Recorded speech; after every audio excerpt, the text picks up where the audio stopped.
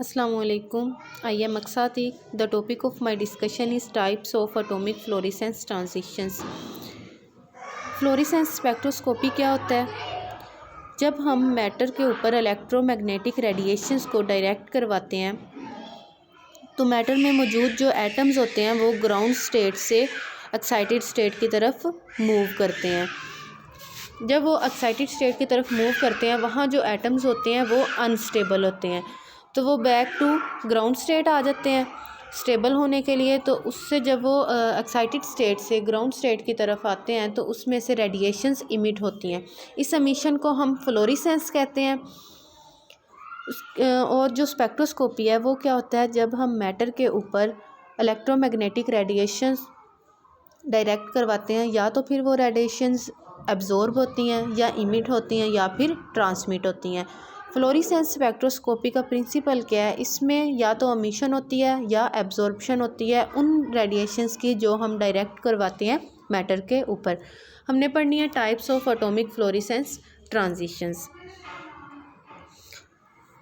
Types of atomic fluorescence transition depend करती हैं कि जो रेडिएशन एब्जॉर्ब हुई है मैटर के अंदर उसकी वेवलेंथ क्या थी और जो हमारे पास इमिट होके आई है रेडिएशन उसकी वेवलेंथ क्या है। तो 6 टाइप्स हैं एटॉमिक फ्लोरेसेंस ट्रांजिशंस की। फर्स्ट वन है रेजोनेंस फ्लोरेसेंस, सेकंड है Stokes direct line fluorescence, third है step wise line fluorescence, fourth है 2 स्टेप एक्साइटेशन और डबल रेजोनेंस फ्लोरेसेंस, फिफ्थ है थर्मल फ्लोरेसेंस और सिक्स्थ है सेंसिटाइज्ड फ्लोरेसेंस। सबसे फर्स्ट पे जो है वो है रेजोनेंस फ्लोरेसेंस। रेजोनेंस फ्लोरेसेंस बहुत ही यूज़फुल है और ये एनालिटिकल डिटर्मिनेशंस के लिए यूज़ होती है। इसमें क्या होता है, जो मैटर के अंदर रेडिएशन एब्जॉर्ब होती है जितनी उसकी वेवलेंथ होती है उतनी ही उस रेडिएशन की वेवलेंथ होगी जो हमारे पास बाद में इमिट हो के आएगी। तो हमारे पास जो लैम्डा ई है वो बराबर होगा लैम्डा ए के। लैम्डा ए क्या है, वो रिप्रेजेंट करता है कि जो एब्जॉर्ब रेडिएशन हुई थी उसकी वेवलेंथ, और लैम्डा ई जो है वो डिनोट करता है कि इमिटेड रेडिएशन की वेवलेंथ क्या थी। इसमें जो एग्जांपल है वो है मैग्नीशियम की। मैग्नीशियम के एटम पे जब हम रेडिएशंस को डायरेक्ट करवाते हैं तो उनकी जो वेवलेंथ एब्जॉर्ब होती है, जिस वेवलेंथ के साथ वो रेडिएशन एब्जॉर्ब होगी वो वेवलेंथ होगी 285। तो हमने देखा है कि जो रेजोनेंस फ्लोरेसेंस होती है इसमें जितनी एब्जॉर्ब वेवलेंथ होती है, जितनी रेडिएशन की वेवलेंथ एब्जॉर्ब होती है उतनी ही इमिट होती है। तो जो इमिट होके हमारे पास रेडिएशन आएगी वो उसकी भी वेवलेंथ होगी 285। जब हम इसके ऊपर डायरेक्ट करवाएंगे रेडिएशन तो उसके जो एटम होंगे मैग्नीशियम के अंदर जो एटम्स होंगे और जो उनके अंदर एटम्स के अंदर इलेक्ट्रॉन्स होंगे वो 3s से 3p की तरफ मूव करेंगे एक्साइट होके। जब वो डी एक्साइट होंगे तो उसमें से एक रेडिएशन निकलेगी जिसकी वेवलेंथ उतनी ही होगी जितनी रेडिएशन की वेवलेंथ एब्जॉर्ब हुई थी। इसमें क्या होता है कि फर्स्टली जो है एक्साइट करता है एटम और डायरेक्ट फिर जो क्या होती है उसमें से एमिशन होती है रेडिएशन की और वो वापस आ जाता है हमारे पास, वापस आ जाते हैं atoms back to ground state. तो इसको हम क्या कहते हैं, रेजोनेंस एमिशन। सेकंड जो है टाइप वो है स्टोक्स डायरेक्ट लाइन फ्लोरेसेंस। इसमें क्या होता है कि जो हमारे पास एब्जॉर्ब होती है वेवलेंथ, जो वेवलेंथ हमारे पास एब्जॉर्ब होती है रेडिएशन उसकी वेवलेंथ कम होती है बजाय कंपैरिजन टू जो हमारे पास इमिट होके आती है रेडिएशन उसकी वेवलेंथ से। कम वेवलेंथ मतलब ज़्यादा एनर्जी के साथ वेवलेंथ थी ना, कम वेवलेंथ थी तो ज़्यादा एनर्जी थी, और जो रेडिएशन हमने एब्जॉर्ब करवाई थी उसकी एनर्जी ज़्यादा थी बनिस्बत उसके कि जो हमारे पास इमिट होके आई है। लॉन्गर वेवलेंथ की हमारे पास इमिट होके आती है रेडिएशन।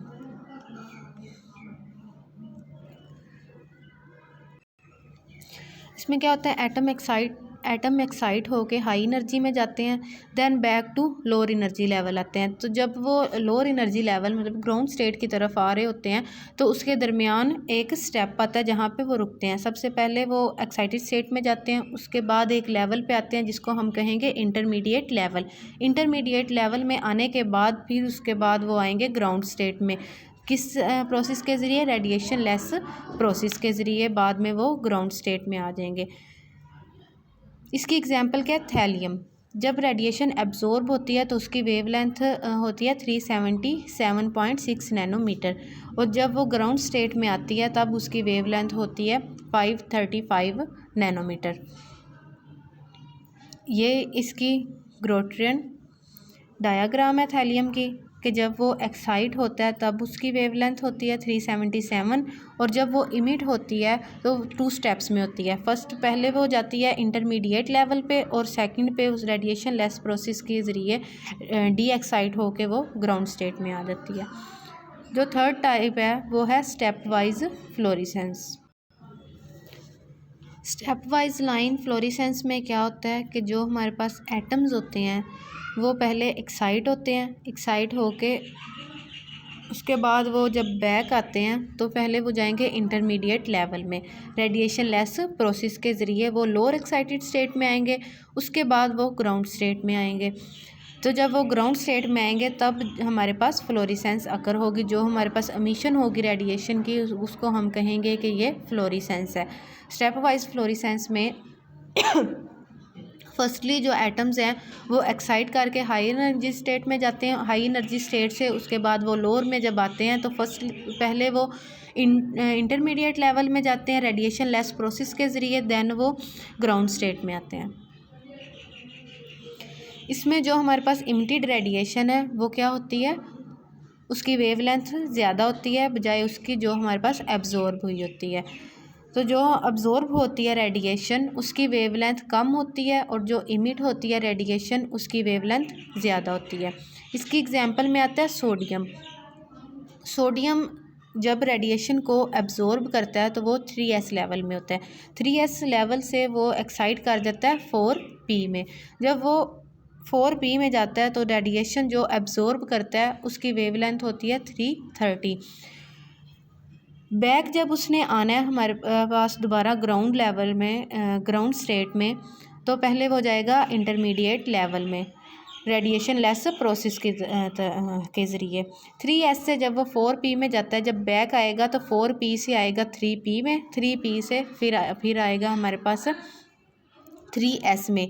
तो जो हमारे पास वेवलेंथ, जिस वेवलेंथ की रेडिएशन इमिट होगी वो वेवलेंथ होगी हमारे पास 589। ये इसकी डायग्राम है कि फर्स्टली जो है इमिट होती है, अब्जॉर्ब होती है रेडिएशन, और एक्साइट करके एटम्स चले जाते हैं एक्साइटेड स्टेट में। एक्साइटेड स्टेट से बैक जब वो आते हैं तो रेडिएशन लेस प्रोसेस के ज़रिए डीएक्टिवेशन होती है, और उसके बाद वो आते हैं ग्राउंड स्टेट में स्टेप वाइज फ्लोरेसेंस के ज़रिए। जो फोर्थ टाइप है हमारे पास वो है 2 स्टेप एक्साइटेशन। 2 स्टेप मतलब कि 2 दफ़ा हमारे पास होगी एक्साइटेशन और डबल रेजोनेंस फ्लोरेसेंस। इसमें क्या होता है, जो एटम्स होते हैं वो स्टेप बाय स्टेप मूव करते हैं ग्राउंड स्टेट से एक्साइटेड स्टेट की तरफ। इसमें हम लेज़र यूज़ करते हैं, जो फर्स्ट 2 लेज़र इसमें यूज़ करते हैं। फर्स्ट लेज़र से पहली दफ़ा जो हम लेज़र यूज़ करेंगे उससे एक्साइटेशन होगी, उसके बाद हम फिर एक लेज़र यूज़ करेंगे उससे दोबारा एक्साइटेशन होगी। जो फर्स्ट लेज़र है जब हम उसको डालेंगे ग्राउंड स्टेट में, जो मैटर हम पढ़ा है एनालाइट हमारे पास है उसके ऊपर हम डालेंगे, उसके ऊपर हम रेडिएशंस को डालेंगे तो वो एब्जॉर्ब होंगी। जब रेडिएशन अब्जॉर्ब होंगी तो जो इलेक्ट्रॉन्स हैं वो फर्स्ट एक्साइटेड स्टेट में जाएंगे, उसके बाद हम फिर उस पर सेकेंड लेज़र डालेंगे तो उससे वो और हायर लेवल पे चले जाएंगे। ये देखें एक्साइटेशन 1, जब हम पहला लेज़र यूज़ करेंगे तो उस जो वो स्टेप होगा उसको हम एक्साइटेशन 1 कहेंगे। उसके बाद जो दोबारा हम लेज़र यूज़ करेंगे उसके बाद जो एक्साइटेशन होगी उसे हम एक्साइटेशन 2 कहेंगे। एक्साइटेशन तो 2 स्टेप्स में होगी, लेकिन जो हमारे पास डी एक्साइटेशन होगी, दोबारा वो मूव करेगा ग्राउंड स्टेट की तरफ, वो हमारे पास एक ही स्टेप में होगी और उसमें फ्लोरेसेंस आएगी। तो इसमें स्टेप जो एक्साइटेशन के हैं वो 2 हैं, लेकिन जब डी एक्साइटेशन होती है तो वो सिंगल स्टेप में होती है। 5th है थर्मल फ्लोरेसेंस। इसमें हम थर्म मतलब हीट को यूज़ करते हैं एक्साइटेशन के लिए। Thermally assisted fluorescence is converse of step wise line fluorescence. ये किसके साथ कन्वर्स है, शनासाई रखता है या इसके साथ रिलेटेड है, स्टेप वाइज लाइन फ्लोरेसेंस के साथ। Thermal fluorescence step wise line fluorescence से रिलेटेड है।